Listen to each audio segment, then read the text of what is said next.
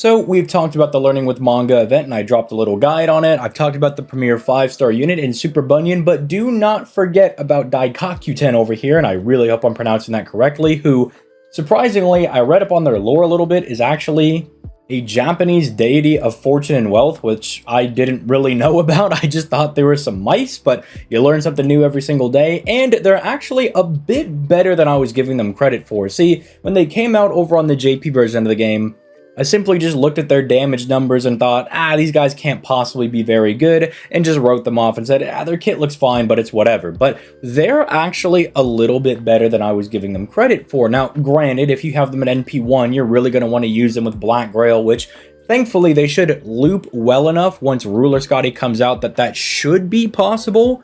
It's hard for me to exactly test it because I have Black Grail, I have Scotty, I just don't have my own Ruler Scotty, so I can really only go off of my testing with one Ruler Scotty and my own Scotty and maybe plug shooting in a waiver, but their NP gain is actually pretty decent, and if you're fighting with their power mod, they can actually do a decent amount of damage as well. Like, it's not nothing, and thankfully it is a very common and good power mod, so maybe don't overlook them, when you see them in this campaign. If you're going to be summoning for Super Bunyan and you happen to get these guys, or if you're really lucky and you get them at, say, NP2 or 3, they actually could be a mainstay quick farmer, and they're not bad in CQ content either.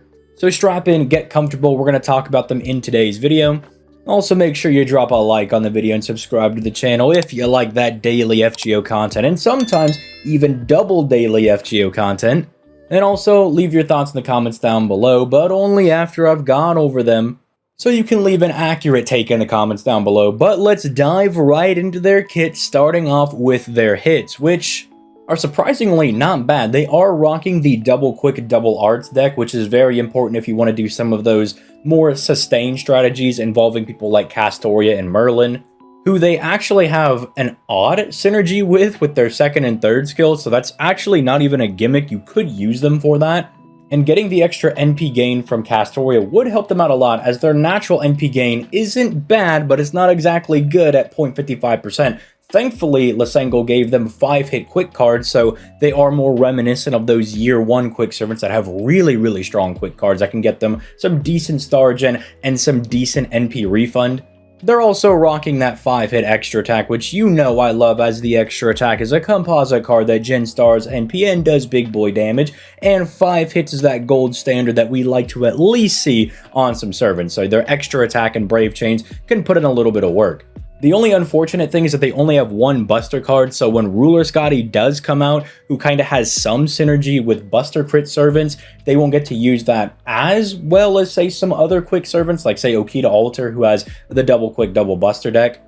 But honestly, they'll benefit more from the 65% total quick buff that Ruler Scotty is able to give them and the attack buff, so it's probably fine. But let's start diving into some of their skills, because their skills are actually really good. And again, I did mention that if you want to use them in some sustained teams, their second and third skill has some pretty good synergy with, say, like a Merlin Castoria team comp, but even their first skill over here has some pretty good synergy with them as well, as it's going to be giving them a 30% quick buff for themselves for 3 turns, but then they gen at 10 stars every single turn for 3 turns, and they heal the party by 1k every turn for 3 turns on a 5-turn cooldown. So 1, the uptime on this skill is really high. It's going to be up for 3 turns and down for 2.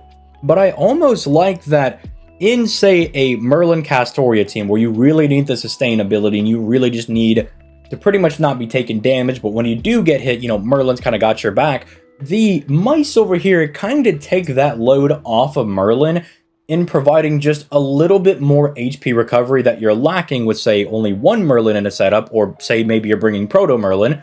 Whoever you have as a healer, they're contributing to that, and they're also contributing to the team star pool. So if you're doing, say, another pseudo DPS that's kind of also a support, they also benefit from getting the stars. Or if you just want to do, say, DPS Castoria and be funny, she can do crits with that, which is actually not a meme, because if they're critting on their arts cards, your supports are going to get to their own NP faster, which again can also be nice for, say, Scotty, because Caster Scotty's NP is not bad.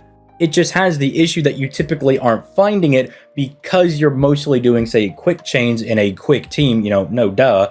And so unlike, say, an Arch team where you're kind of spamming the NPs all the time because you're doing Arch chains, you don't get to see it as much. But giving her those extra stars and some other pieces on the second and third skill could even be kind of a buff for Caster Scotty, which is why I really do like these servants. I mean, moving into their second skill, it's a 30% battery for themselves and then 10% NP for the entire party for 3 turns on a 6-turn cooldown, which, again, you don't even have to go after the Arch chains in your quick team, and Scotty will get passive NP back every single turn just because they exist on the field.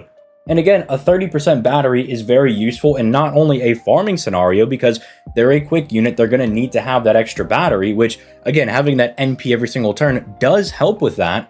But it's also just nice in boss fights, you know, being able to just get a burst of NP to fire your NP again, while also having the combo of getting NP every single turn, because sometimes bosses will just drain your NP, and so at least having a guaranteed 10% back every single turn for 3 turns is very, very nice. And I guess just to kind of complete their trifecta of skills over here, their third skill gives the entire party in true quick Scotty fashion 1 hit of evasion for 3 turns and 30% NP gain for 3 turns on a 6-turn cooldown. But hey, at least unlike, say, the Scotty 1 hit, which is kind of a meme, this is accessible whenever you want it. You know, you just click the third skill and it's kind of a pseudo illusion skill, you know, that Merlin has. It's not nearly as good because it's, you know, it's evasion that can be pierced by not only sure hit but also pierce invincibility, and it is only 1 hit. But hey, sometimes you just need to be able to tank 1 hit. You can drop this whenever an enemy NP is coming in and you're guaranteed to at least live it, again, unless they have like buff removal like Amakusa, or they have sure hit or pierce invincibility, obviously. But if they don't have that, the 1 hit is good enough. You tanked the strongest attack from the enemy, and again, the NP gain is really nice, no matter what supports you're going to be using with them. Merlin, Castoria, Scotty, Tamamu, even if you just want to be real goofy.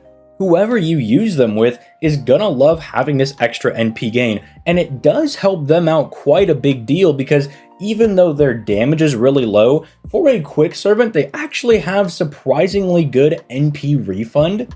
So not only is it really good for helping your supports in challenge quests, it's also good for farming. And again, if you're going to bring a pseudo DPS, pseudo support type servant, that servant is also benefiting off of this skill as well. Their skills are just very, very strong. And I think they get overlooked a lot of the time because, you know, it's like the mice, they're kind of like a meme servant or whatever, but they're not bad. These skills are all very, very strong, not only for themselves, but also for the entire party. And then their NP is also really good. The reason they're able to loop so well is they have a 9-hit AoE NP that applies the quick resistance down of 20% before they do damage, so they get bonus damage before they do an attack.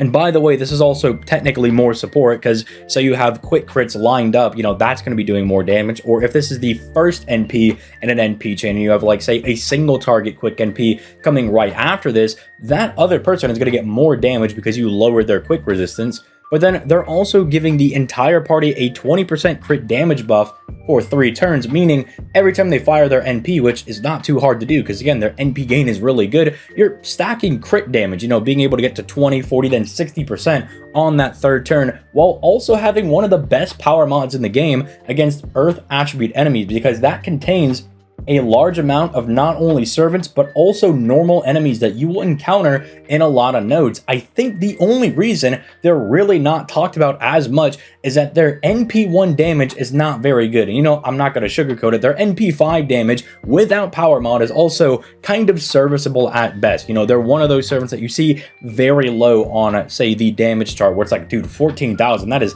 not super great at all. Because a lot of the other servants that you see around here, say like a Sieg, you know, is a free-to-play servant, you know, so him having low NP1 damage, well, you're supposed to get Sieg to NP5. Or Caster Liz, you know, they're intended to be free NP5 units, so that's not their real damage, quote-unquote. But I mean, you could think about it this way, that them at NP5 will hit as hard as, say, Sieg would at NP5 without their power mods.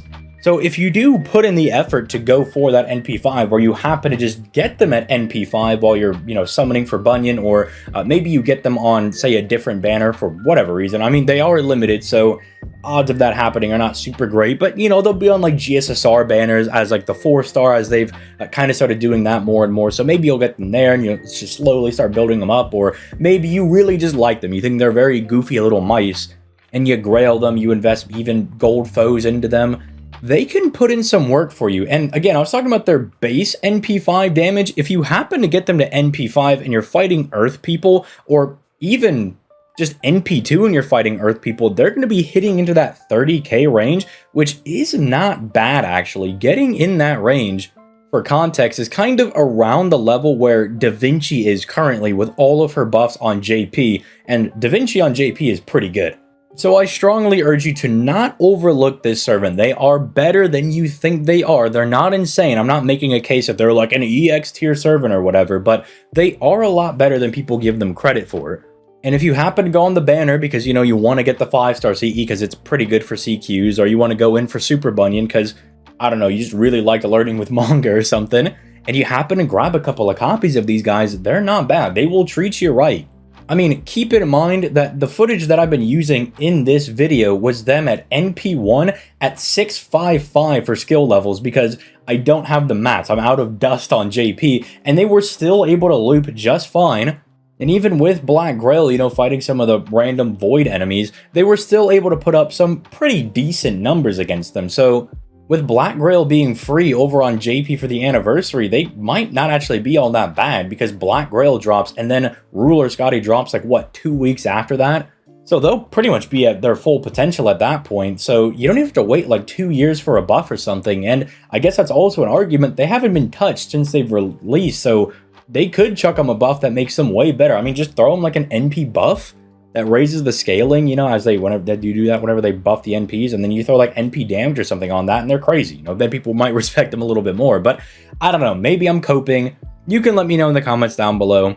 As always, don't forget to do all the interaction things, the like, the sub, all that good stuff. But most importantly, I want to know what you guys think in the comments down below, because I really want to get some feedback from the community on this one, from the people that do watch this video.